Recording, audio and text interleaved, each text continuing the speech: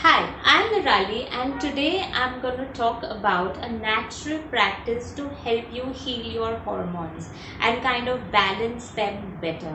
Because women have a very complex system of hormones which are influenced by a variety of things: stress, sleep, diet, nutrient deficiencies. All of these impact our hormones in multiple ways, and a slight imbalance in hormones could lead to a variety of things: irregular periods, missed periods, PCOS, thyroid problems, consistent fatigue, or even inability to conceive. So if you have any of this, then you should watch the rest of the video in order to understand how can you practice seed cycling to balance your hormones better, how is it beneficial, and how to get started with that. Alright, so let's first talk about why is seed cycling a good practice. And what is it? So seed cycling is basically a method of consuming certain seeds in different parts of your menstrual cycle in order to support the hormones which kind of rise and fall during different parts of your menstrual cycle. So now your menstrual cycle can be broken down into 28 days. First 14 days जब period शुरू होता है तब से लेके first 14 days, and then from that 14 days to the 20th day when you kind of get your period again. So if we break your menstrual cycle into two different phases, then there are different activities which happen during these two phases. In the first 14 days, the hormones are more or less balanced and eventually the estrogen starts to rise.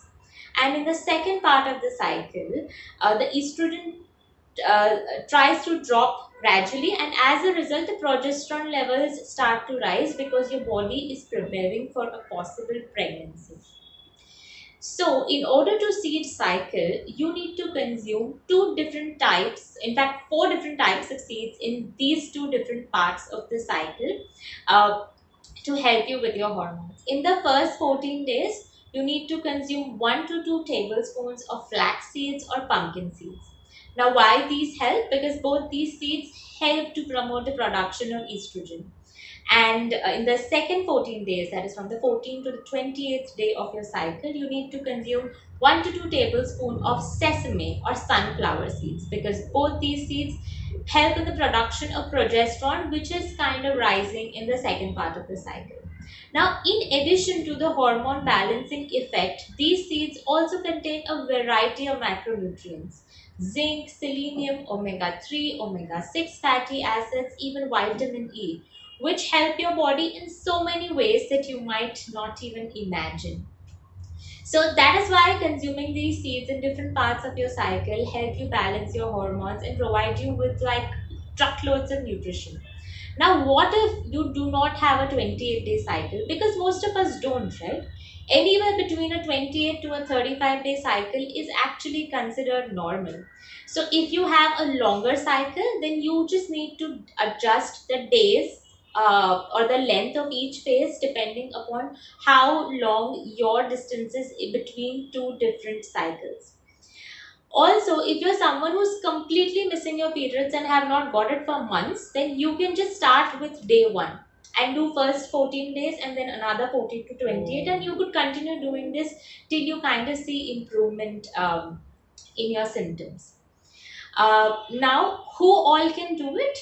If you're suffering from bad menstrual cramps, a lot of PMS related symptoms, then you must do it.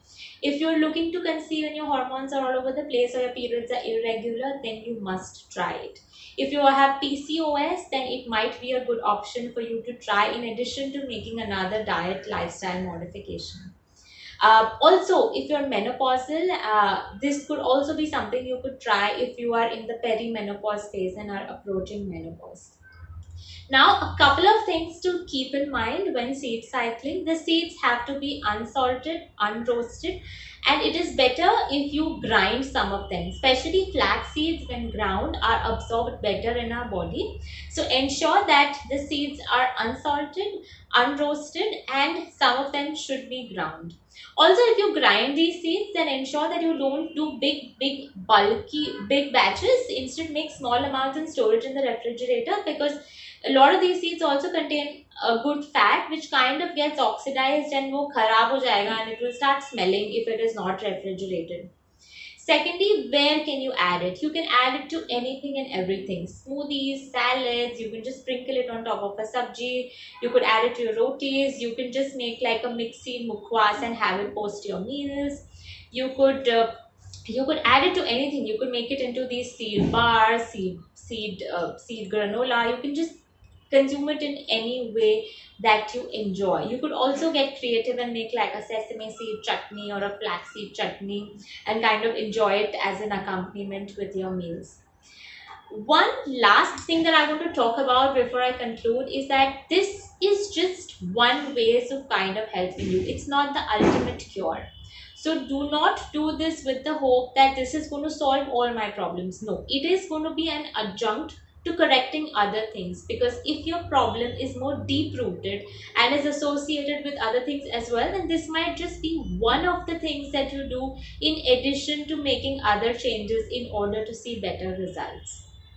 So I hope this was helpful, and I'm hoping that if you're planning to start on your seed cycling journey, then you have all the answers.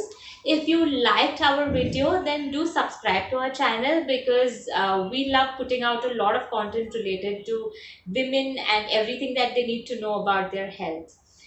In case you have questions, please drop it in the comment section below and we would love to answer them for you. See you next time. Till then, bye bye.